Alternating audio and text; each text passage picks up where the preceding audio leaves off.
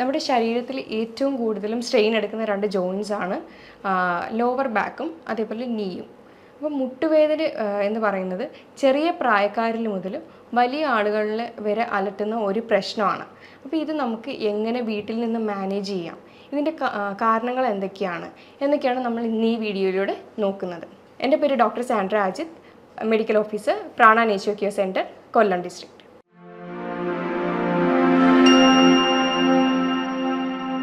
മുട്ടുവേദനയ്ക്ക് പ്രധാനമായും കുറച്ച് കാരണങ്ങളുണ്ട്. 30% അതിൽ വരുന്നത് ന്യൂട്രിയൻ ഡെഫിഷ്യൻസീസ്, അമിതവണ്ണം, പിന്നെ വേറെ സ്പോർട്സ് ഇഞ്ചുറീസ്, ഫ്രാക്ചർ, ട്രോമ, അങ്ങനെയുള്ള കാരണങ്ങൾ കൊണ്ടാണ് 30% മുട്ടുവേദനകളും ഉണ്ടാകുന്നത്. എന്നാൽ 70% മുട്ടുവേദനകൾ ഉണ്ടാകുന്നത് എല്ല് തേയ്മാനം മൂലമാണ്. നമ്മുടെ ശരീരത്ത് ദിവസവും കോടാനുകോടി കോശങ്ങളാണ് നശിച്ചുകൊണ്ടിരിക്കുന്നത്, എന്നാൽ അത്രയും തന്നെ പുനർജനിക്കുന്നുമുണ്ട്. ഇതേ കാരണങ്ങൾ തന്നെയാണ് നമ്മുടെ ജോയിൻസിൻ്റെ കാര്യത്തിൽ വരുമ്പോൾ. അപ്പോൾ ഇങ്ങനെ എനിക്കുന്ന സമയത്ത് ഇതേപോലെ ന്യൂട്രിയൻസിൻ്റെ ഡെഫിഷ്യൻസി മൂലം ഈ എല്ലുകളിൽ തേയ്മാനം വരാനായിട്ടുള്ള ചാൻസ് കൂടുതലാണ്. ഇതിൻ്റെ ലക്ഷണങ്ങളെന്ന് പറയുമ്പോൾ മുട്ടിനുണ്ടാകുന്ന നീർക്കെട്ട്, വേദന, മുട്ട് മടക്കാൻ പ്രയാസം, അതേപോലെ ഒരിടത്തുനിന്ന് എണീറ്റിട്ട് ഇരിക്കാനും ഇരുന്നിട്ട് എണീക്കാനും ഒക്കെ ഉള്ള പ്രയാസവും, പിന്നെ ഒരു സൈഡിലെ മുട്ട് ഏകദേശം തേയ്മാനം ആകുമ്പോഴത്തേക്കും അടുത്ത സൈഡിലേക്ക് വേദനയും കാര്യങ്ങളൊക്കെ വരുമ്പോഴത്തേക്കും അടുത്ത സൈഡിലേക്കാണ് പ്രഷർ കൊടുത്തിട്ട് നിൽക്കുന്നത്. അപ്പോൾ ആ മുട്ടും ഇതേപോലെ തേഞ്ഞ് വരുമ്പോഴത്തേക്കും അങ്ങനെയാണ് ഇതിൻ്റെ മെയിനായിട്ടുള്ള ലക്ഷണങ്ങൾ കണ്ടുവരുന്നത്. കാൽമുട്ടിൻ്റെ വേദന എല്ലാ പ്രായക്കാരിലും കണ്ടുവരുന്ന ഒന്നാണ്. അതായത് കുട്ടികളിൽ 4 തൊട്ട് 10 വയസ്സുള്ള കുഞ്ഞുങ്ങളിലാണെങ്കിൽ ഇത് റെഫേർഡ് പെയിനായിട്ടാണ് കാണിക്കുന്നത്. അതായത് അവരുടെ അരക്കെട്ടിൽ നീർക്കെട്ടോ കാര്യങ്ങളോ എന്തെങ്കിലും ഉണ്ടെങ്കിൽ അത് മുട്ടുവേദനയായിട്ടാണ് പ്രസൻറ്റ് ചെയ്യുന്നത്. എന്നാൽ കൗമാരക്കാരിൽ ഇത് കോൺട്രോമലേഷ്യ പെറ്റല്ല, അതായത് റണ്ണേഴ്സ് നീ എന്നറിയപ്പെടുന്ന ഒരു കണ്ടീഷൻ മൂലമാണ് ഇത് വരുന്നത്. ഇതിൻ്റെ ആ ഒരു തരുണാസ്ഥി, അതായത് ആ ഒരു ഇടയിലുള്ള തരുണാസ്ഥി സോഫ്റ്റൺ ആവുകയാണ് ചെയ്യുന്നത്. ഇതിന് കാരണം എന്തെങ്കിലും ഇഞ്ചുറിയോ അല്ലെങ്കിൽ മുട്ടിൻ്റെ അമിതമായിട്ടുള്ള ഉപയോഗം മൂലമാണ് ഈ ഒരു കണ്ടീഷൻ വരുന്നത്. മുതിർന്നവരിൽ മുട്ടുവേദന വരുന്നത് ഓസ്റ്റിയോ ആർത്രൈറ്റിസ് എന്ന കണ്ടീഷനാണ്. ഏതെങ്കിലും തരത്തിലുള്ള വാദം അല്ലെങ്കിൽ ആമവാദം, പിന്നെ ഗൗട്ടി ആർത്രൈറ്റിസ്, ഇങ്ങനെയുള്ള കണ്ടീഷൻസിലാണ് മുതിർന്നവരിൽ മുട്ടുവേദനയുടെ കാരണങ്ങളായിട്ട് വരുന്നത്. അതുകൂടാതെ ന്യൂട്രീഷണൽ ഡെഫിഷ്യൻസീസ് ഉള്ളവർക്കും ഈ പറയുന്ന മുട്ടുവേദന പ്രസൻറ്റ് ചെയ്യുന്നുണ്ട്. അതുപോലെ തന്നെയാണ് ഓവർ വെയ്റ്റ് ആയിട്ടുള്ളവർക്കും മുട്ടുവേദന പ്രസൻറ്റ് ചെയ്യുന്നുണ്ട്. ഓവർ വെയ്റ്റ് എന്ന് പറയുമ്പോൾ നമുക്ക് ശരീരത്തിന് താങ്ങാവുന്നതിനും അപ്പുറം വരുമ്പോഴത്തേക്കും മുട്ടിന് അത് ഒരുപാട് സ്ട്രെസ്സാണ് കൊടുക്കുന്നത്. അപ്പം മുട്ടിന് നമ്മൾ 1 കിലോ കുറയ്ക്കുകയാണെങ്കിൽ തന്നെയും 3 കിലോയോളമാണ് മുട്ടിന് അവിടെ കുറഞ്ഞ് വരുന്നത്. അപ്പോൾ മാക്സിമം ഒന്ന് വെയ്റ്റ് കൺട്രോൾ ചെയ്യാനായിട്ട് തന്നെ നമ്മൾ ശ്രദ്ധിക്കേണ്ടതാണ്. മാസക്കുളി അവസാനിച്ച സ്ത്രീകളിൽ ഇതേപോലെ കാൽഷ്യം മെറ്റബോളിസം കുറയുകയും അതേപോലെ തന്നെ ഈസ്ട്രജൻ ഹോർമോണിൽ ഉണ്ടാകുന്ന വ്യത്യാസമൊക്കെ ഈ മുട്ടുവേദനയ്ക്ക് കാരണമാകുന്നു. ഇതേപോലെ തന്നെയാണ് യൂട്രസ് റിമൂവ് ചെയ്ത സ്ത്രീകൾക്കും തൈറോയിഡ് പ്രശ്നമുള്ളവർക്കും ഒക്കെ കാൽഷ്യം മെറ്റബോളിസത്തിൻ്റെ വ്യത്യാസം വന്നിട്ട് ഇതേപോലെ തന്നെ മുട്ടുവേദന വരാനായിട്ടുള്ള ഒരു കാരണമാണ്. ചില സ്കിൻ കണ്ടീഷൻസിലും നമ്മൾ മുട്ടുവേദന കണ്ടുവരുന്നുണ്ട്. അതായത് സോറിയാറ്റിക് ആർത്രൈറ്റിസ് എന്ന കണ്ടീഷൻസിലും മുട്ടുവേദന പ്രസൻറ്റ് ചെയ്യാറുണ്ട്. നമ്മൾ ആദ്യമായിട്ട്, അതായത് ഒരാൾക്ക് മുട്ടുവേദന വന്നു കഴിഞ്ഞാൽ ആദ്യം വീട്ടിൽ നിന്ന് തന്നെ സ്വയം ചികിത്സയാണ് ചെയ്യുന്നത്. എന്തെങ്കിലും പെയിൻ ബാമോ ഓയിൻമെൻറ്റ്സോ ഒക്കെ പുരട്ടി അതൊന്ന് മാനേജ് ചെയ്യുകയാണ് ചെയ്യുന്നത്.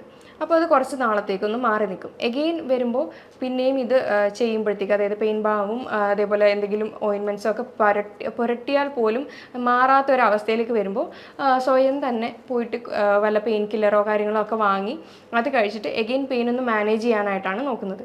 പിന്നെയും ഇതേപോലെ കുറച്ച് നാൾ മാറി പിന്നെയും എഗെയിൻ അത് മുട്ടുവേദന വരുമ്പോഴത്തേക്കും അതൊരു വേറൊരു സ്റ്റേജിലായിട്ടുണ്ടാവാം. അപ്പോഴായിരിക്കും ഡോക്ടറിൻ്റെ അടുത്ത് കൺസൾട്ട് ചെയ്യാനായിട്ട് വരുന്നത്. നമ്മൾ മുട്ടുവേദനയുടെ ട്രീറ്റ്മെൻറ്റ്സ് എപ്പോഴും അതിൻ്റെ റീസൺ എന്താണെന്ന് അറിഞ്ഞ് തന്നെ ട്രീറ്റ് ചെയ്യുന്നതായിരിക്കും ഏറ്റവും ഉത്തമം. ഇപ്പോൾ വെയിറ്റ് കൂടിയിട്ടുള്ള മുട്ടുവേദനയാണെന്നുണ്ടെങ്കിൽ ഉറപ്പായിട്ടും വെയിറ്റ് കുറച്ച് കഴിഞ്ഞാൽ തന്നെ അവിടെ ഒരു ആശ്വാസം ഉണ്ടാകുന്നതാണ്. അതേപോലെ എക്സർസൈസ് അധികം ഇല്ലാത്ത ആളുകളാണെങ്കിൽ ഉറപ്പായിട്ടും എക്സർസൈസ് ചെയ്ത് തുടങ്ങി കഴിയുമ്പോഴത്തേക്കും മുട്ടുവേദനയ്ക്ക് ശമനം ലഭിക്കുന്നതാണ്. അതുപോലെ മുട്ടിന് ചുറ്റുമുള്ള മസിൽസ് സ്ട്രെങ്തൻ ചെയ്യാനും ഒക്കെ നമ്മൾ ശ്രദ്ധിക്കേണ്ടതാണ്. നമുക്കിനി സാധാരണ വരുന്ന മുട്ടുവേദനയൊക്കെ എങ്ങനെ മാനേജ് ചെയ്യണം, അതായത് പെട്ടെന്ന് വീഴ്ചയിലുണ്ടാവുന്ന മുട്ടുവേദന അങ്ങനെയൊക്കെ വന്നു കഴിഞ്ഞാൽ നമുക്കൊരു മെത്തേഡ് ട്രൈ ചെയ്യാവുന്നതാണ്. റൈസ് എന്ന മെത്തേഡാണ്. അപ്പോൾ ഈ മെത്തേഡിൽ RICE എന്നുള്ള ഒരു അബ്രിവേഷനാണ് വരുന്നത്. R എന്ന് പറഞ്ഞു കഴിഞ്ഞാൽ റെസ്റ്റാണ്, റെസ്റ്റ് എടുക്കുന്നത് മുട്ടുവേദനയുടെ ഒരു ആഘാതം കുറയാനായിട്ട് കാരണമാകുന്നുണ്ട്. ഐ എന്ന് പറയുന്നത് ഐസ് പാക്കാണ്. ഐസ് പാക്ക് അപ്ലൈ ചെയ്ത് കഴിഞ്ഞാൽ ഒരുവിധമുള്ള ബുദ്ധിമുട്ടുകളും നീർക്കെട്ട് എന്തെങ്കിലും ഉണ്ടെങ്കിൽ അതങ്ങ് മാറുന്നതായിരിക്കും. സി എന്ന് പറഞ്ഞു കഴിഞ്ഞാൽ കംപ്രഷനാണ്. എന്തെങ്കിലും ഒരു ചെറിയ ബാൻഡേജോ അങ്ങനത്തെ രീതിയിൽ എന്തെങ്കിലും ഒന്ന് ചുറ്റി വെച്ച് കഴിഞ്ഞാൽ അത്രയും ഒരു ആശ്വാസം കിട്ടുന്നതായിരിക്കും. പിന്നെ ഇ എന്ന് പറഞ്ഞു കഴിഞ്ഞാൽ എലവേഷൻ, അതായത് മുട്ട് താഴ്ത്തി തൂക്കിയിടാതെ അപ്പോൾ തന്നെ ഒന്ന് എടുത്ത് എലവേറ്റ് ചെയ്ത് ഉയർത്തി വെക്കുന്നത് നല്ലതായിരിക്കും. ഇങ്ങനെ ഒരു 3-4 ദിവസം ചെയ്തിട്ടും മുട്ടുവേദനയ്ക്ക് ശമനമില്ലെങ്കിൽ ഉറപ്പായിട്ടും ഒരു ഡോക്ടറിനെ കൺസൾട്ട് ചെയ്യേണ്ടത് വളരെ അത്യാവശ്യമായിട്ടുള്ളൊരു കാര്യമാണ്. മുട്ടുവേദനയുടെ പ്രധാന കാരണം നമ്മൾ പറഞ്ഞായിരുന്നു പോഷകക്കുറവ് മൂലമാണെന്ന്. അതേപോലെ ഒരുപാട് ഷുഗർ ഇൻടേക്ക് എടുക്കുന്നവർക്കും നമ്മുടെ ന്യൂട്രിയൻസ് അധികമായിട്ട് അബ്സോർവ് ആവത്തില്ല. അപ്പോൾ ഈ ഷുഗർ കൂടുതൽ ചെന്ന് കഴിഞ്ഞാൽ നമുക്ക് തേയ്മാനം ഉണ്ടാവാനുള്ള ചാൻസ് കൂടുതലാണ്. ഇത് തന്നെയാണ് കുഞ്ഞുങ്ങൾക്കും മുട്ടുവേദന വരാനായിട്ടുള്ള ഒരു കാരണം അവരും കൂടുതലും ഷുഗർ കണ്ടൻ്റാണ് അധികമായിട്ട് എടുക്കുന്നത്. അപ്പോൾ ന്യൂട്രിയൻസിൻ്റെ അബ്സോർപ്ഷൻ കുറഞ്ഞിട്ട് ഈ ഒരു മുട്ടുവേദന എന്നുള്ള ഒരു സ്റ്റേജിലേക്ക് എത്താനായിട്ടുള്ള ചാൻസ് കൂടുതലാണ്. പിന്നെ അതുപോലെ തന്നെ ഒരു തെറ്റിദ്ധാരണയുണ്ട്, മുട്ടുവേദന വന്നു കഴിഞ്ഞാൽ ഉടനെ വിചാരിക്കും ഓക്കെ അത് കാൽഷ്യത്തിൻ്റെ ഡെഫിഷ്യൻസിയാണ് എന്ന് പറഞ്ഞിട്ട് പോയിട്ട് സ്വയമായിട്ട് തന്നെ ഒരു കാൽഷ്യം സപ്ലിമെൻ്റൊക്കെ വാങ്ങിച്ച് കഴിക്കുന്നവരാണ് നമ്മളിൽ പലരും. എന്നാൽ കാൽഷ്യം മാത്രം കഴിച്ചു കഴിഞ്ഞാൽ ഇതിനൊരു കാരണമാകുന്നുണ്ടോ എന്നുള്ളത് ആരും ചിന്തിക്കുന്നില്ല. ഇങ്ങനെ അധികമായിട്ട് കാൽഷ്യത്തിൻ്റെ സപ്ലിമെൻറ്റ്സ് എടുക്കുകയാണെങ്കിൽ ചിലപ്പോൾ അത് കിഡ്നി സ്റ്റോൺസ് എന്നുള്ള ഫോർമേഷനിലേക്ക് മാറാനായിട്ടുള്ള ഒരു ചാൻസും കൂടുതലാണ്.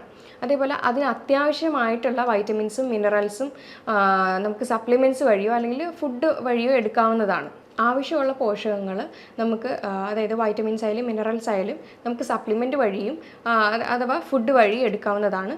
പ്രധാനമായിട്ട് കാൽഷ്യവും വൈറ്റമിൻ ഡിയുമാണ്. കാൽഷ്യം എടുക്കുമ്പോൾ അതിൻ്റെ കൂടെ വൈറ്റമിൻ ഡി എടുക്കേണ്ടത് അത്യാവശ്യമാണ്.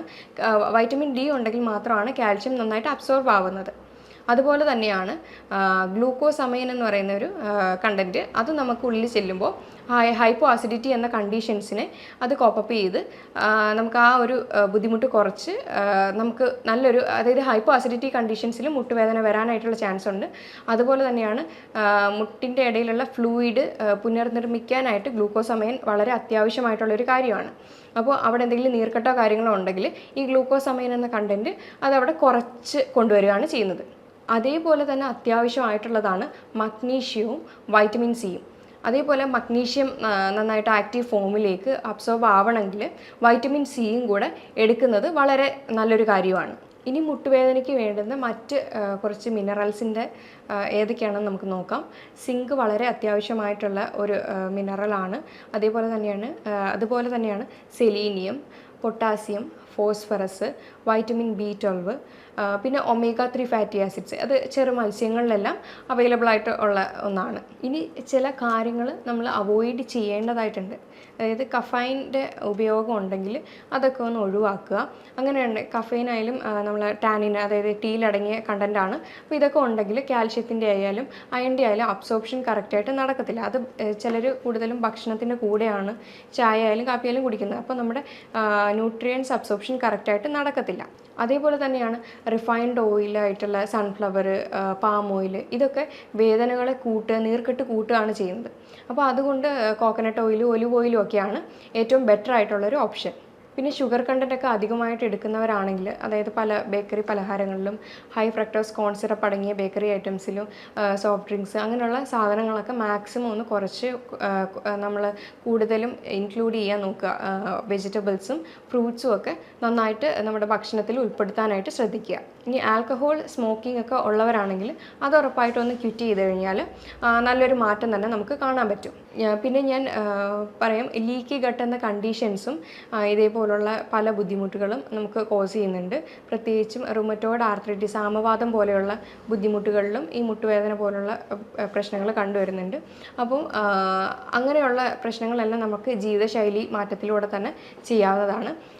എക്സസീവ് ബാക്ടീരിയ ടോക്സിൻസ് ഒക്കെ ഉണ്ടെങ്കിൽ അത് നമുക്ക്, അതായത് വായ്നാറ്റം അങ്ങനെയൊക്കെ എന്തെങ്കിലുമൊക്കെ ഉണ്ടെങ്കിൽ നമുക്ക് ഓയിൽ പുള്ളിങ് വളരെ നന്നായിട്ട് ഹെൽപ്പ് ചെയ്യുന്ന ഒന്നാണ്.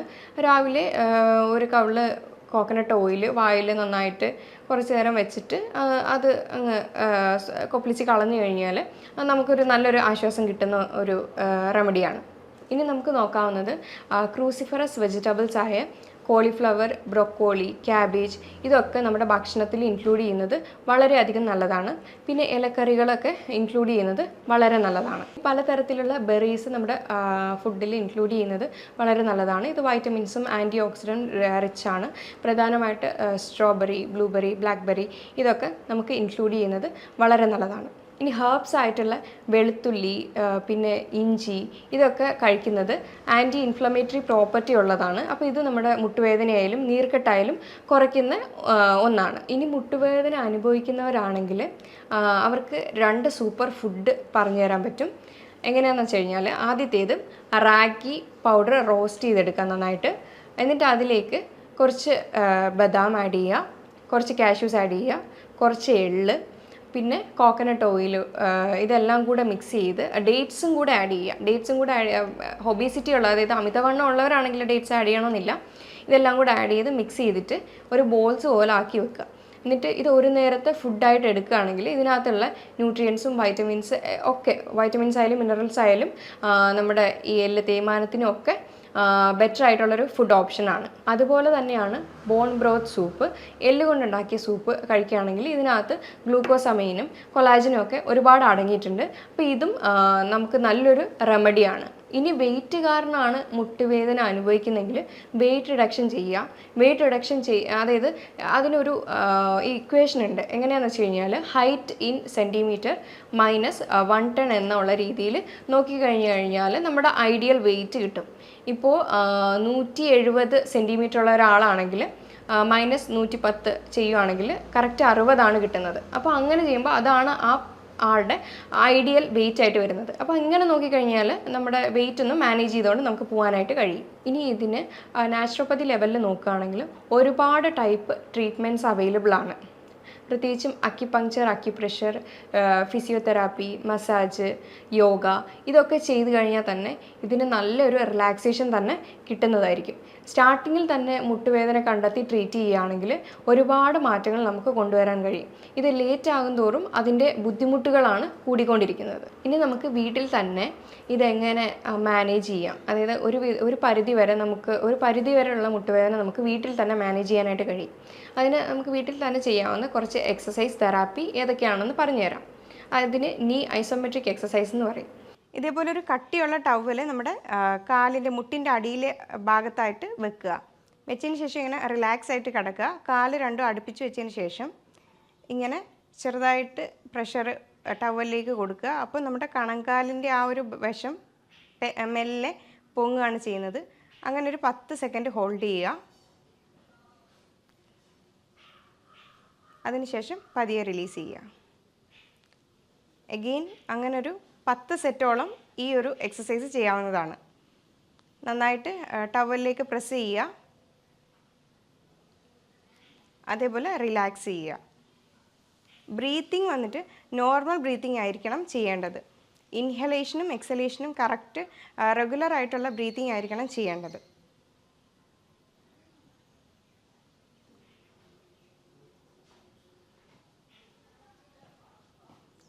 ഇതാണ് ആദ്യത്തെ എക്സസൈസ്.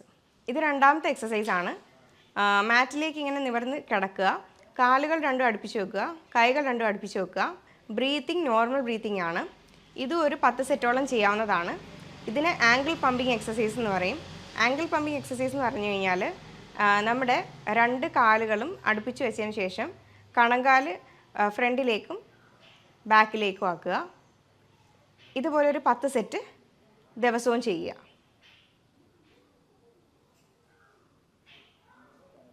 അപ്പോൾ ഇങ്ങനെ ചെയ്യുമ്പോൾ മസിൽസും അവിടുത്തെയുള്ള പേശികളെല്ലാം സ്ട്രെങ്തൻ ആവുകയാണ് ചെയ്യുന്നത്. ഇനി മൂന്നാമത്തെ എക്സർസൈസാണ്.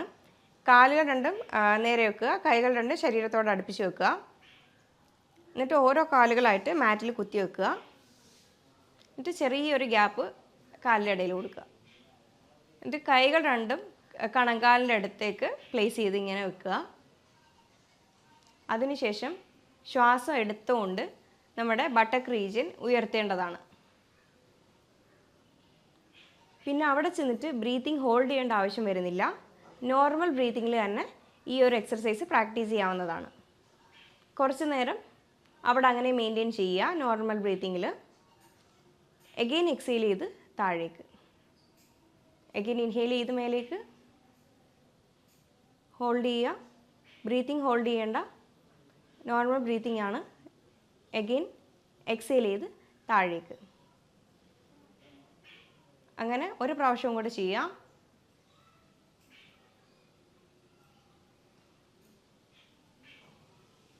ഇങ്ങനെ എത്ര ടൈം നമുക്ക് ഹോൾഡ് ചെയ്യാൻ പറ്റുന്നോ അങ്ങനെ മെയിൻറ്റെയിൻ തന്നെ ചെയ്ത് നിന്നാൽ നല്ലതായിരിക്കും. പിന്നെ ഇതിന് ബ്രീത്തിങ് ഹോൾഡ് ചെയ്ത് ചെയ്യണ്ട എന്ന് പറഞ്ഞതിൻ്റെ കാരണം തന്നെ ചിലപ്പോൾ എന്തെങ്കിലും മസിൽ ക്രാംസോ അല്ലെങ്കിൽ മസിൽ കയറി പിടുത്തം ഒക്കെ വരാനായിട്ടുള്ള ചാൻസ് കൂടുതലാണ്. അതുകൊണ്ട് ഇതിന് ബ്രീത്തിങ് വളരെ ഇമ്പോർട്ടൻ്റ് ആയിട്ടുള്ള ഒരു കാര്യമാണ്. അപ്പോൾ ഇത്രയൊക്കെ ചെയ്താൽ തന്നെ ദിവസവും 1-2 പ്രാവശ്യം ഈ പറയുന്ന എക്സർസൈസ് എല്ലാം ചെയ്തു കഴിഞ്ഞാൽ തന്നെ ഒരു പരിധി വരെയുള്ള മുട്ടുവേദന നമുക്ക് വീട്ടിൽ നിന്ന് തന്നെ കുറയ്ക്കാൻ പറ്റും. ഈ എക്സർസൈസ് മാത്രം ചെയ്തുകൊണ്ട് ഒരിക്കലും ഒരു കാര്യമില്ല. ഞാൻ നേരത്തെ വീഡിയോയിലൂടെ പറഞ്ഞതുപോലെ ആ ഭക്ഷണങ്ങളും സപ്ലിമെൻറ്റ്സ് എടുക്കണമെങ്കിൽ അങ്ങനെയും എടുക്കുക. എന്നാൽ അതിൻ്റെ കൂടെ ഈ ഒരു എക്സർസൈസുകളും കാര്യങ്ങളൊക്കെ ചെയ്യുമ്പോഴായിരിക്കും നല്ലൊരു മാറ്റമായിട്ട് വരുന്നത്. ഇനി യോഗാസനാസ് നോക്കുകയാണെങ്കിൽ അത് നീ ബെൻഡ് ചെയ്തിട്ട് ഇല്ല സിറ്റിംഗ് പോസ്ചറിൽ കുറച്ച് നേരം ഇരിക്കുക, അതേപോലെ റിലാക്സ് ചെയ്യുക. ഇത് ഒരുപാട് വേദന ഉള്ളവരാണെങ്കിൽ അത് ചെയ്യാതിരിക്കുന്നതായിരിക്കും നല്ലത്. ഒരു ചെറിയ വേദനയൊക്കെ ആണെങ്കിൽ ഈ ഒരു എക്സസൈസ് തന്നെ ചെയ്തു നോക്കുക. നമ്മുടെ മസിൽസും മുട്ടിന് ചുറ്റുമുള്ള പേശികളും ഒക്കെ സ്ട്രെങ്തൻ ആവുകയാണ് ചെയ്യുന്നത്. പിന്നെ അതുപോലെ തന്നെയാണ് താടാസന. താടാസന എന്ന് പറയുമ്പോൾ നമ്മുടെ കാലിലെ വിരലുകളിൽ മാത്രം നിൽക്കുന്ന ഒരു എക്സസൈസാണ്. അപ്പോൾ അത് വെരിക്കോസ് വെയിൻ ആയാലും അങ്ങനെയുള്ള പല ബുദ്ധിമുട്ടുകൾക്കും ഈ താടാസന എന്ന് പറയുന്ന ആസനാസ് ഹെൽപ്പ് ചെയ്യുന്നതാണ്. താടാസന എന്ന് പറയുമ്പോൾ നമ്മുടെ കാഫ് മസിൽസിനെല്ലാം നല്ലോണം സ്ട്രെങ്തൻ ചെയ്യുന്ന ഒരു എക്സസൈസും കൂടിയാണ്.